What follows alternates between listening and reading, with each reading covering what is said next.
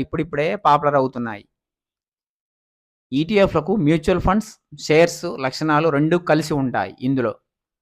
అవి ఎలా అంటే బల్క్ కంపెనీలను కలిపి ఒక ఈటీఎఫ్‌ను రూపొందిస్తారు. ఇది మ్యూచువల్ ఫండ్స్ లక్షణం. దీని వలన రిస్క్ ఉండదు. మన పెట్టుబడి జీరో అయ్యే ఛాన్స్ ఉండదు. షేర్స్‌కు ఉండే లక్షణం మనం ఎప్పుడనుకుంటే అప్పుడు కొని అమ్మవచ్చు.